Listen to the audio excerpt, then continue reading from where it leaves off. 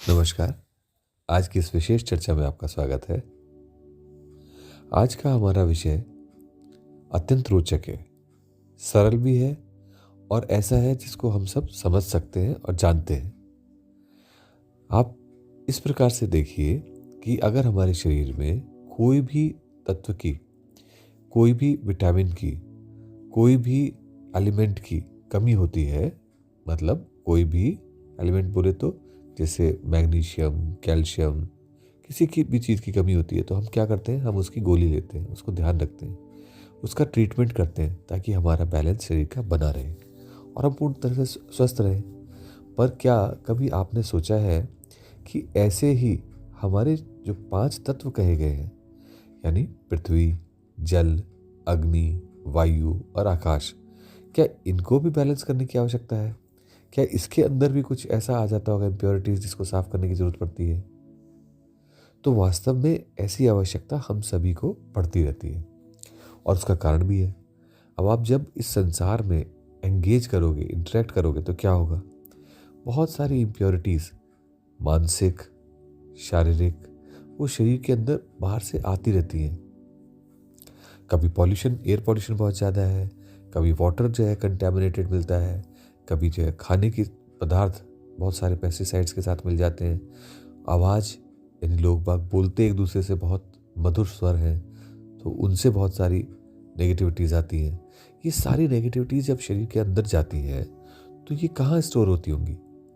ये स्टोर होती हैं उन प्रॉपर्टीज़ को चेंज करके। जैसे मान लीजिए कोई व्यक्ति आपके अंदर क्रोध को जगा देता है, मतलब फायर को जगा देता है, तो क्या होगा कि फायर का जो प्योरीफाइड फॉर्म था, जिससे होम हो सकता था, जिससे देवताओं से कनेक्ट कर सकते थे, यानी उच्च ऊर्जाओं से, स्पिरिचुअलिटी के साथ कनेक्ट कर सकते थे, अब वो ना करके उस ऊर्जा का ऊपर का रास्ता बंद कर दिया तो वो नीचे से फैलनी शुरू हो जाएगी।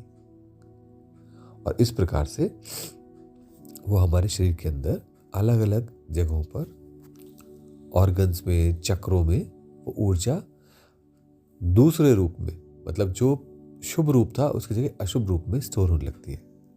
और अगर ऐसे स्टोर होती चली जाएगी सब जगह तो क्या होगा?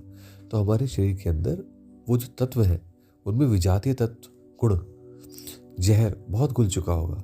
और फिर हम अपने आप में महसूस करेंगे कि पूरे शरीर का जो युवा तत्व था, जो एक उद्दाम आवेग था, जो उदात्त प्रवृत्तियां थी, पहाड़ों से जूझ जाने का जो जज्बा था, वो धीरे धीरे अपने आप ही कम होने लग जाता है। इसलिए ये आवश्यक है कि इन तत्वों का भी ध्यान रखा जाए, उन्हें भी बैलेंस किया जाए, उनके भी अंदर से जो इम्प्योरिटीज आ रही हैं उनको बाहर किया जाए, ताकि वो सिस्टम, हमारा जो शरीर का जो सिस्टम है, ये पूरी तरीके से पावन, पवित्र, 2 शब्दों का मैं उपयोग कर रहा हूँ, पावन और पवित्र तत्वों से भरा रहे। और इसी कारण से हमारे अंदर वो उद्दाम आवेग हो, वो जीवन के लक्षण हो जो कि एक उच्च स्तर के साधक में होने चाहिए।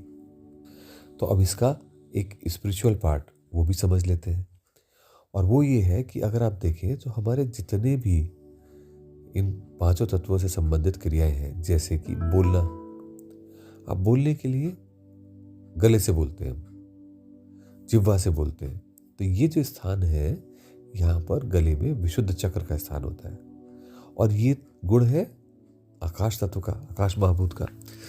तो जो आकाश का केंद्र हुआ वो कहाँ हुआ? विशुद्ध चक्र में।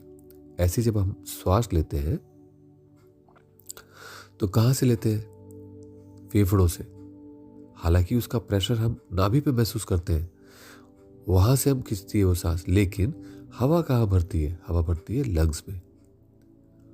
और ऐसे में इस वायु का, इस मरुत का जो तत्व का जो आधारभूत चक्र हुआ, वो हुआ अनाहत चक्र, जो कि हृदय पर है। तो इसी प्रकार से अगर आप आगे देखें, जहां पर भी खाना पच रहा है, यानी नाभि, यानी पेट, सारी इंटेस्टाइन्स, जहां ये खाने का डाइजेशन हो रहा है, वो जठराग्नि की वजह से, अग्नि की वजह से।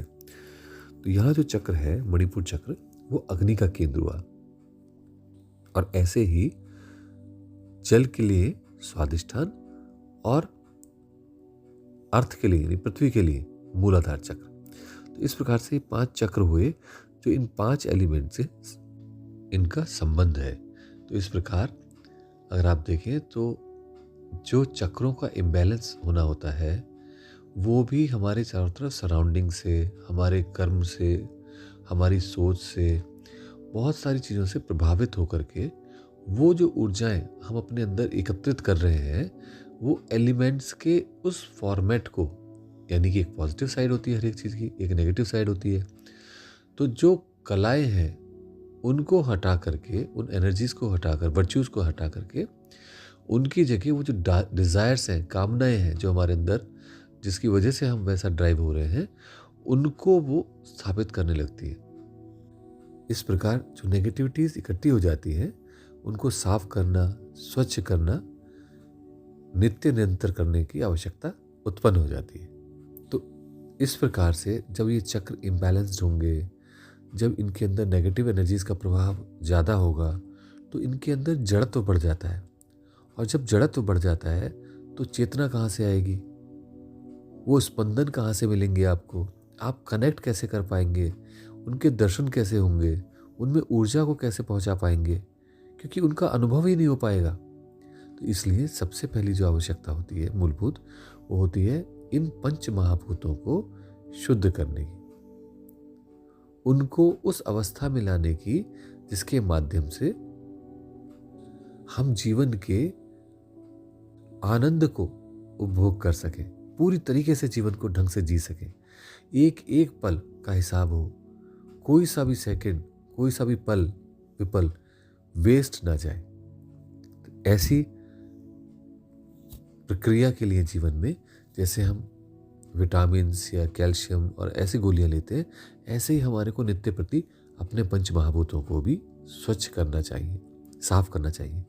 तो इसके छोटे छोटे प्रयोग जिनके माध्यम से हम सरलता से वायु को रिचार्ज कर सकें, या अपने जल तत्व को जो है साफ कर सकें, पृथ्वी तत्व को स्वच्छ कर सकें, आकाश को स्वच्छ कर सकें, ऐसे प्रयोगों की हमारे को नित्य प्रति में छोटे छोटे प्रयोगों की आवश्यकता रहती है।